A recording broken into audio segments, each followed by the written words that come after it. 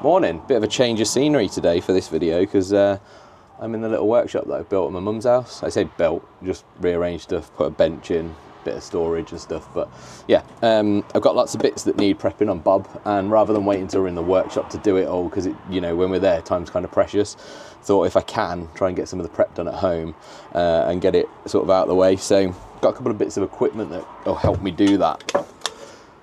Got this, picked this up from Lidl, Parkside bench grinder. So, you know, it's not going to have the power of any of the ones that we've been using at Mix, but it's going to come in handy, particularly for like the little bits that we need to clean up. So rather than getting out the angle grinder on that, and I mean, I could pop it in the vise, that bit, but there's lots of other little bits that are probably a better example that I can clean up. So like these little, they're like retaining, what would you call them?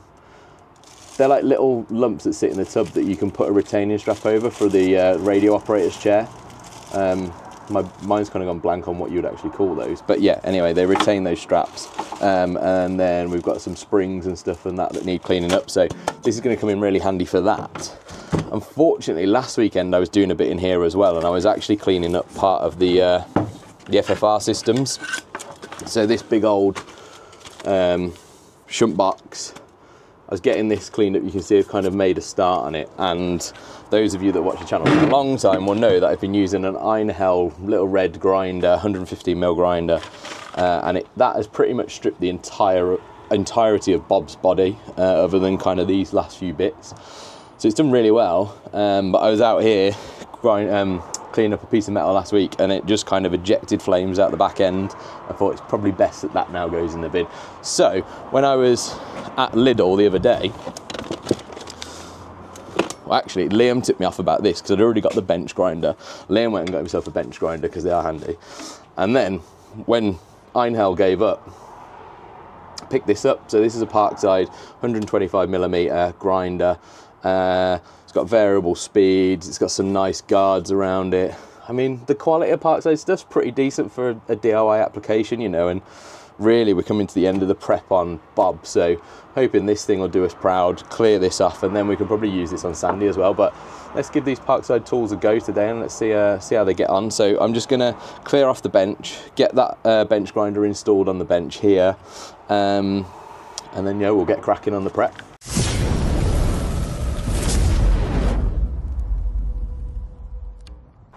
Well, as you can see, I'm normally a bit of a Makita fanboy, so it's going to be interesting to see how these Parkside tools work. I recently greased the garage door runners, and I greased them probably a little bit too much, so they're very effective. So that often just comes down, so that's great. But yeah, just got the holes in the bench now.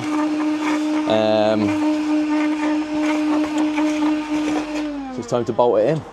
Right, so we have one bench grinder fully installed now. So I switched out the 80 grit grinding stone on there because I'm not going to be using that. I've got the coarse one on this side, which will come in handy.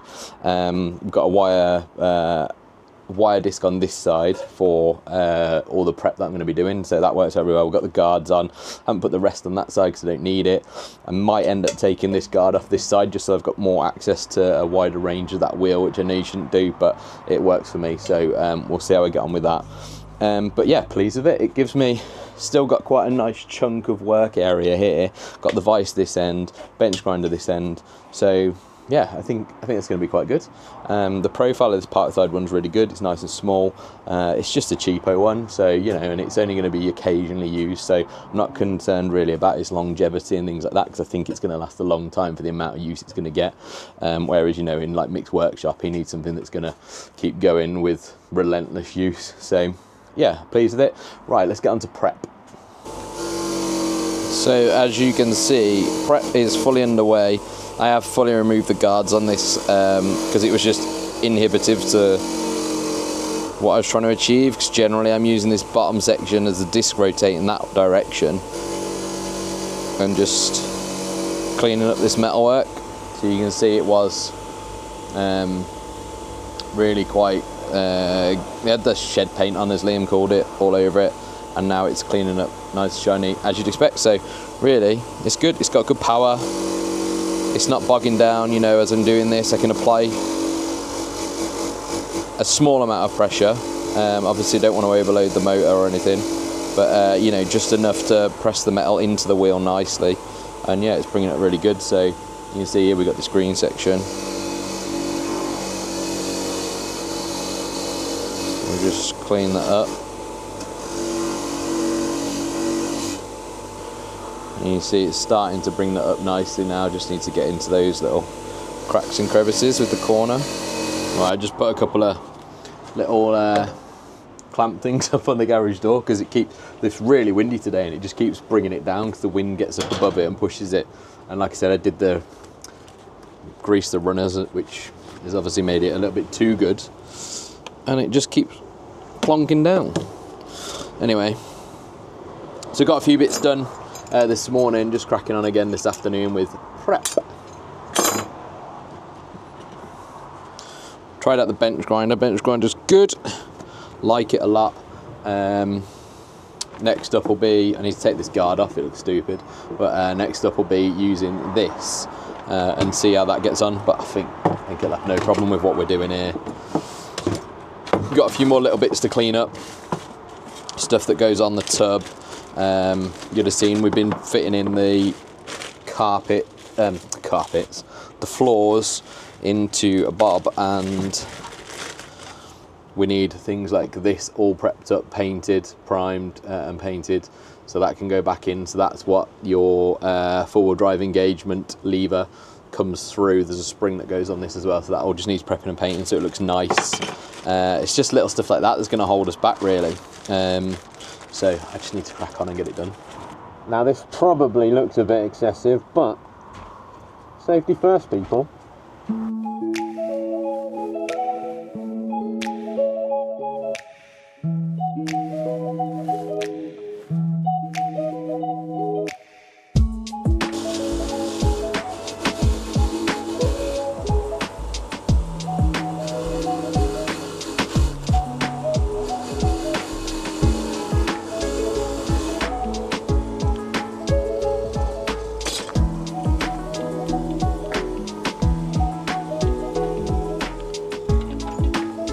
So a difference in those. I can't actually see if you can see what I'm doing. There we go. Look at those. What a world of difference, and what an absolutely beautiful thing this is.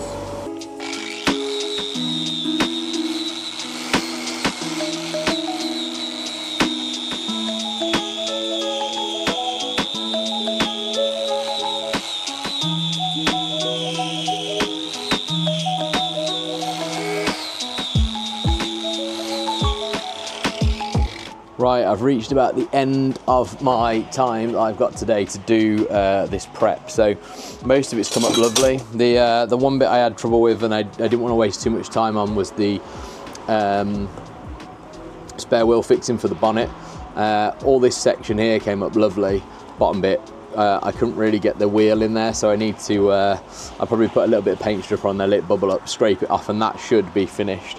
The real beauties that came up today were these. They're just absolutely awesome. I was saying, I said earlier, it seems a real shame to paint these, but we're going to do it because they'll go NATO and they'll look good with the rest of what's going on with Bob. But yeah, they are beautiful. When you strip them back, you don't really kind of realise what's underneath some of this paint that you see.